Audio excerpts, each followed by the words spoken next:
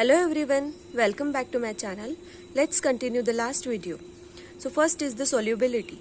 It is the maximum amount that can be dissolved in a specified amount of solvent at a specified temperature.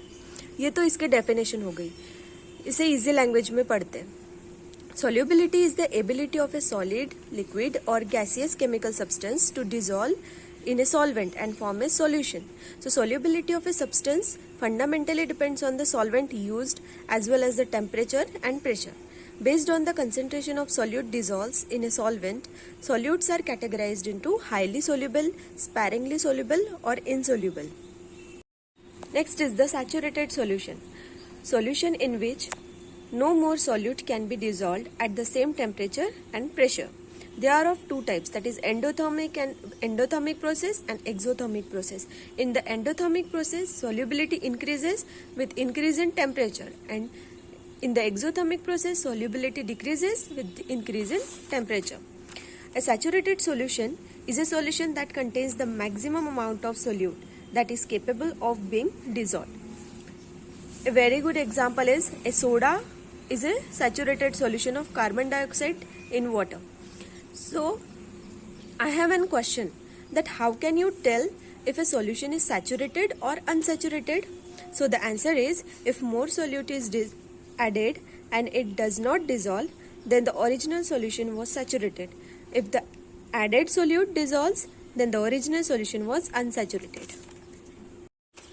Henry's law is one of the gas laws formulated by William Henry in 1803 and states that at constant temperature, the solubility of gas in a liquid is directly proportional to the pressure of the gas. In other words, the partial pressure of gas in a vapor phase is proportional to the mole fraction of a gas in the solution. When the non-volatile solute is dissolved in the volatile solvent, the vapor pressure of solution is less than that of the pure solvent. And the formula for this Henry's law is C equals to Kp. So C is concentration of a dissolved gas, K is the Henry's constant, and P is the partial pressure. Application of Henry's laws are: this law only works if the molecules are at equilibrium. Henry's law does not work for gases at high pressure because at high pressure it becomes very soluble and harmful when in the blood supply. Rolle's law has been named after Francois-Marie Rolle, a French chemist who, while conducting an experiment, found out that when substances were mixed in a solution, the vapor pressure of solution decreased simultaneously. It states that for a solution of volatile liquids, the partial vapor pressure of each component in the solution is directly proportional to its mole fraction. Mathematically, Rolle's law equation is written as P1 equals to P1 naught x1. P2 equals to P2 naught x2. P is the vapor pressure. P solution equals to X solvent multiplied by P solvent, where the P solution is the vapor pressure of solution, X solvent is the mole fraction of solvent, and P solvent is the vapor pressure of the pure solvent.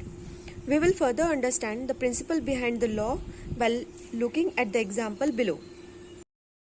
Consider a solution of a volatile liquid A and B in a container. Consider a solution of volatile liquid A and B. As you can see, A and B.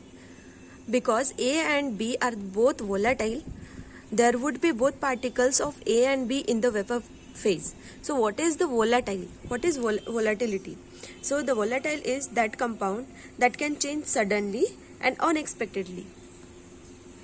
Hence, the vapor particles of both A and B exert partial pressure which contribute to the total pressure above the solution, as you can see.